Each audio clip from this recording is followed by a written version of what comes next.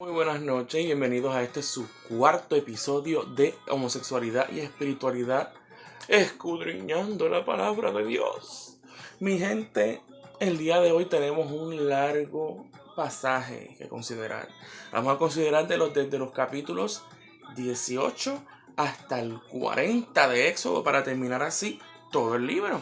Porque tú sabes, a mí no me gusta tampoco ocuparles toda su vida hablando de estas cosas. Yo sé que pues es un poco difícil y más cuando se trata de las cosas de las que vamos a discutir. En este caso, el día de hoy vamos a hablar mucho de la ley mosaica, que eso es algo bien detallado, y también las instrucciones que se dieron en cuanto a cómo construir el tabernáculo de adoración, ¿verdad? Esto es el lugar donde se oficializa el pacto entre Jehová e Israel, el pueblo de Israel, después de que entraron al desierto. Pues vamos a entrar de lleno al vocabulario que necesitamos aprender para entender estos pasajes. Así que empezamos con la palabra cálamo, que es la parte inferior de la pluma de un ave. Rejilla, objeto rígido que se pone en una abertura para evitar que entre algo como medida de seguridad. Granada sería la fruta, en la Biblia es un símbolo de abundancia y fertilidad. Presillas, un anillo de tela, hilo o cordón que se cose en el borde de una prenda de vestir para pasar un botón o un cierre. Armazón. Un armazón es un conjunto de piezas que sirve de soporte. Flor de almendro, pues es una flor definitivamente, pero significa en la Biblia amor eterno más allá de la muerte. Qué lindo. Ciclo, eso viene de la palabra sekel, que es la moneda de Israel, que vale 0.31 del dólar, 0.31 centavos del dólar estadounidense. Abrazaderas significa pieza de metal usada para prensar. Palmo significa es una medida de longitud que equivale a 21 centímetros. Despabiladeras es un utensilio de oro relacionado a las lámparas del candelabro del tabernáculo. No pude encontrar mucho más específico que eso. Bracerillo sería un receptáculo que en Egipto se usaba para quemar incienso. Leshem viene siendo una de las piedras preciosas utilizadas para el pectoral del juicio. Talento de oro es una unidad de medida monetaria en el tiempo en que se utilizaba el peso de estos materiales valiosos. Después tenemos la palabra in, que es H-I-N, significa es una medida egipcia para líquidos. Mirra, lo habrán escuchado porque en el tiempo, hoy cuando los Reyes Magos fueron a donde Jesucristo le llevaron mirra. La mirra viene siendo una sustancia resinosa de color rojo y olor intenso, cultivado en Arabia y Etiopía mayormente, usado para la perfumería. Después tenemos la palabra olíbano, que sería una resina que se usaba tanto para masticar como para ritos religiosos. Entonces tenemos estacte, que es aceite oloroso extraído de la mirra. Y entonces uña aromática, que es una pieza que cubre la concha de un molusco parecida a una uña y muy olorosa. Muy bien, y ahí pasamos de lleno a leer capítulos de la Biblia. Tenemos Éxodo 18, 15 y 16. Vamos rapidito aquí a buscarlo. 18, 15 y 16.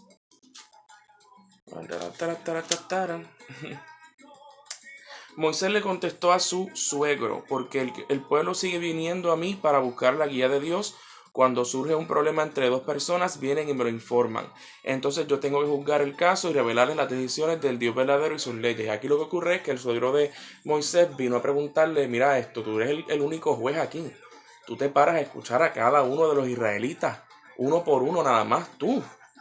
Y eso era lo que estaba pasando. Pues vamos entonces al 20 al 23, donde él empieza a dar consejos y le dice: y debes enseñarles cuáles son las normas y las leyes, cuál es el camino que deben seguir y qué cosas deben hacer, pero debes elegir hombres del pueblo que sean capaces y que teman a Dios, que sean confiables y que odien las ganancias deshonestas. Tienes que ponerlos sobre el pueblo y nombrar los jefes de 1000, jefes de 100, jefes de 50 y jefes de 10. Ellos tienen que juzgar a la gente cuando presenten sus casos. Los casos difíciles te los traerán a ti, pero los casos sencillos los juzgarán ellos mismos. Así compartirán la carga con ellos y será más fácil para ti. Si haces esto y Dios así lo ordena, podrás soportar la carga y todo el mundo se irá a su casa en paz. Pues a esto no estoy trayendo a colación porque aquí quiero decirles que a pesar de que Jehová sabe todo y todo lo conoce, todo lo puede prever, aún así, miren cómo aquí la opinión de un ser humano ayuda a estructurar el propósito de Jehová, ayuda a darle orden al propósito de Jehová, que considero que es algo bueno, ya que muchas veces nosotros le tenemos miedo a tener iniciativa, le tenemos miedo a tener nuestras propias opiniones, y a veces son beneficiosas hasta para los propósitos divinos. Muy bien. Éxodo 19:5. Tenemos aquí: y ahora, si obedecen estrictamente mi voz y cumplen mi pacto, se convertirán en mi propiedad especial entre todos los demás pueblos, pues toda la tierra me pertenece. Algo que se sabe del pacto inicial que se hizo en la Biblia, porque hay dos pactos, que eso llegaremos, que es lo que divide el Antiguo Testamento del Nuevo Testamento.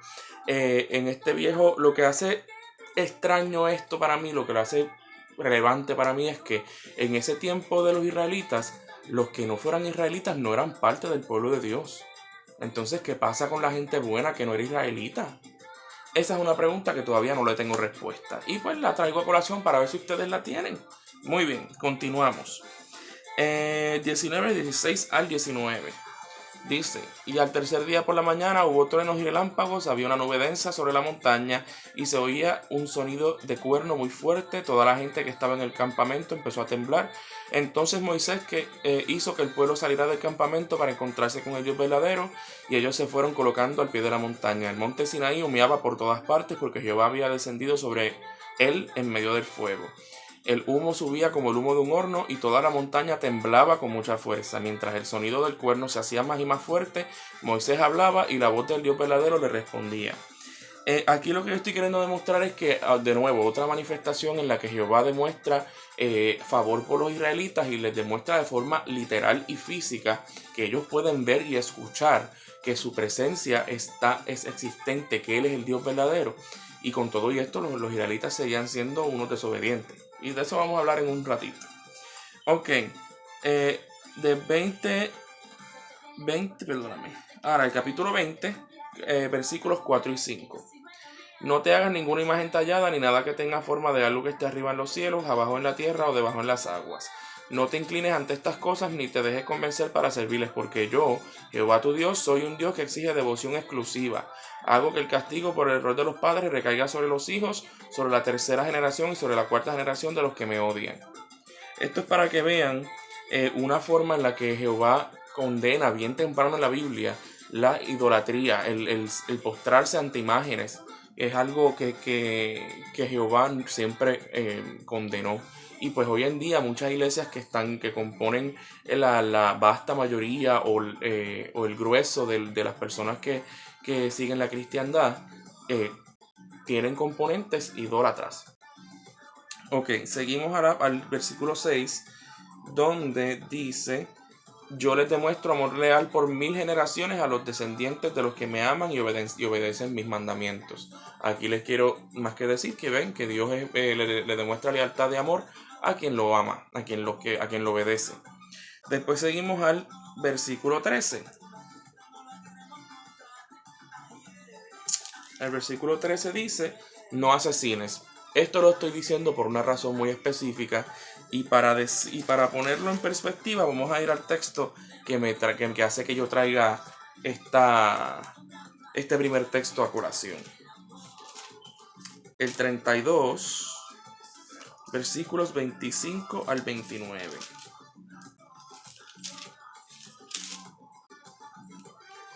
Ok, vamos a ver, 25. Ok, en este momento ya los israelitas habían demostrado. Espérate un segundito. 32. Ajá. Del 32, del 1 al 10, ahí los israelitas habían empezado a adorar a un Dios mientras estuvieron esperando ante el monte Sinaí a Moisés.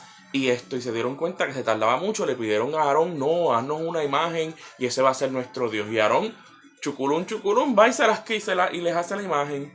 Pues, ¿qué ocurre? Del 25 al 29, cuando Moisés baja del monte Sinaí y los ve, deja caer las órdenes de Jehová, las leyes de Jehová estaban talladas en una piedra, en dos piedras, perdón. Y cuando él vio al pueblo al pueblo israelita faltándole el respeto a Jehová, adorando a otros dioses, cuando él ya lo ha dicho expresamente que no hagan eso, que él exige devoción exclusiva, pues mira lo que le dice Moisés a la gente. Dice 25 al 29, capítulo 32 de Éxodo: y Moisés vio que el pueblo estaba fuera de control porque Aarón lo había permitido. de modo que se ganaron el desprecio de sus enemigos. Entonces Moisés se puso a la entrada del campamento y dijo: ¿Quién está de parte de Jehová? Que venga conmigo. Y todos los levitas se reunieron a su alrededor. Luego les dijo: Esto es lo que ha dicho Jehová, el Dios de Israel: que cada uno se arme con su espada y cruce todo el campamento de una entrada a otra, matando a su hermano, a su vecino y a su amigo. Los levitas hicieron lo que Moisés dijo, y ese día murieron unos 3000 hombres. Luego Moisés ordenó: Pónganse aparte hoy para servir a Jehová, porque todos ustedes se han enfrentado a sus hijos y a sus hermanos. Él los bendecirá hoy. Dios los va a bendecir por matar a sus hermanos, cuando en el capítulo 20, versículo 13, dice: no asesines. Ok. Continuemos, mi gente. Capítulo 22.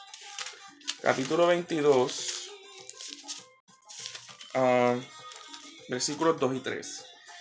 Si se sorprende a un ladrón entrando de noche en una casa y alguien lo hiere y lo mata, la persona que lo mató no es culpable de derramar sangre.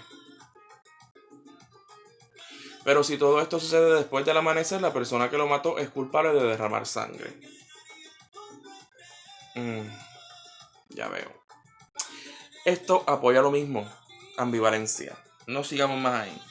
Después vamos al 16 y al 17 del capítulo 22. Si un hombre seduce a una virgen que no está comprometida y se acuesta con ella, él tiene que pagar la dote por ella para convertirla en su esposa. Si el padre de ella se niega por completo a darle su hija, de todas formas el hombre debe pagar una cantidad equivalente a la dote.